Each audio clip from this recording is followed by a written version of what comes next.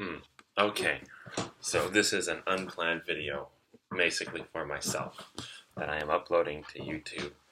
Uh, it might be a start of a series, but it's a planned rant, one that's thought through.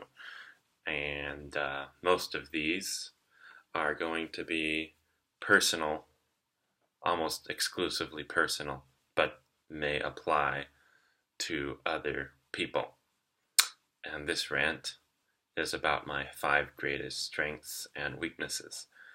Um, I'd say this has come about because the last month, my average routine in the morning has been wake up, grab the laptop, watch YouTube. Granted, it's good stuff, little bit of Jordan Peterson, Dave Ramsey, a few entertaining videos, obviously some Japanese music and K-pop, J-pop, whatever. We all have our stuff we're into, okay? I'm not gonna be sound perfect, but um, it gets tiring after a while, and I'm like, is this going to continue for 2, 3, 4 years? And I don't think the problem, and that's not a problem. I'm saying it's a symptom of stuff. So I've decided to just make videos about how my life is going and what I think, but they're always going to have some theme. And this theme that I've chosen today is my 5 greatest strengths and 5 greatest weaknesses. And I like to start with the good stuff. So we're starting with my 5 greatest strengths. And these are going in from order. So 5, 4, 3, 2, 1. So my 5th greatest strength is I make life bearable. If things are going bad, I'll try to think of the good side. So instead of thinking, oh, this life sucks, sucks, sucks, sucks, sucks, I'm always going to look at the positive. Always the positive. Mm, at least I say that more often than not. That's what I do. Mm, my 4th greatest strength, after traveling quite a bit to Japan, China, Germany, um, and experiencing so many different things, I'm open minded. I will try most things, uh, almost always. But to be fair, no one is 100% open minded. So I wrote open minded enough. Everyone has their limits. I don't think I am like gonna do anything super extreme right off the bat, like climb El Capitan and Mount in Yosemite or something. Everyone has their limits.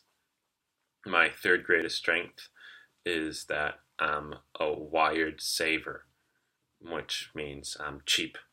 It's just what it is. I'm a naturally thinking, cheap person, though sometimes spending habits go against that, particularly when it comes to eating out and wanting to be with friends. I tend to buy very few things. If you can see behind me, almost all memorabilia that I put is stuff that I'm into, so I can remember following my greatest strength number 5, make life bearable.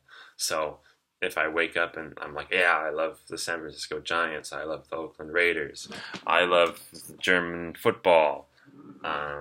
Here I have a family wall, right? So you wake up and it's like, oh, I have my family wall. So I love my family.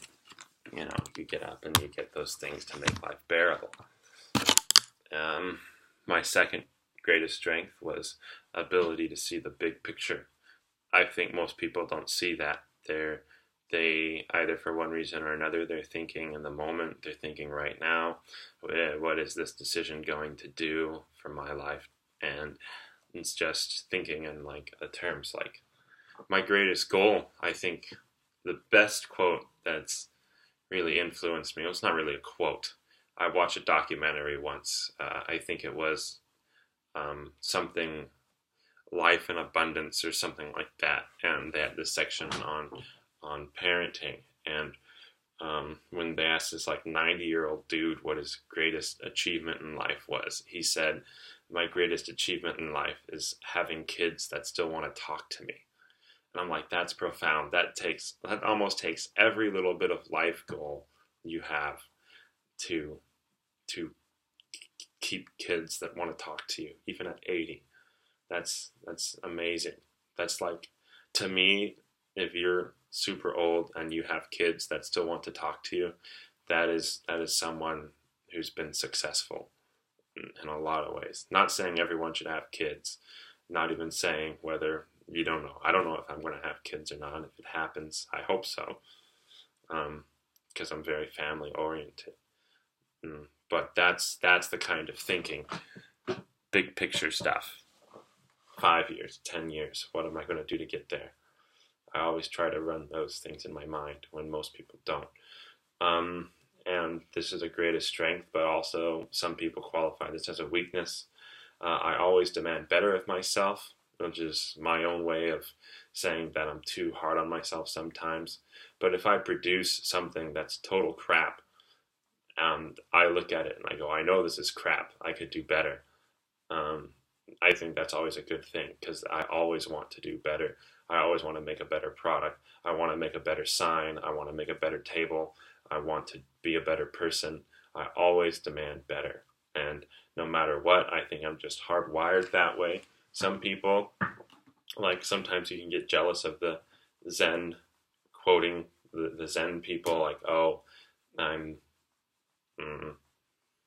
just happy just existing, and that's cool, and they can just be happy no matter, like, not to say that it's not happy, I'm just saying, like, they get content with a certain level that they have instead of always being better.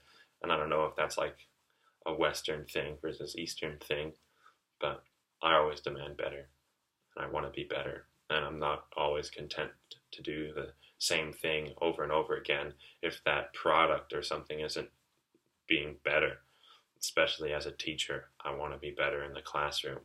No teacher would just be like, oh, I want to stay the same. But do I plan to be a teacher forever? Probably not. Anyway, this was supposed to be a one video, but it's turned into 2 videos. So in the next part, we're going to discuss my 5 greatest weaknesses. And yeah, it's going to be a tough video, but I think it's necessary. I think it's always necessary to look at your greatest strengths and praise those, and look at your greatest weaknesses and sort of be aware of how to, improve on them. See you in the next video.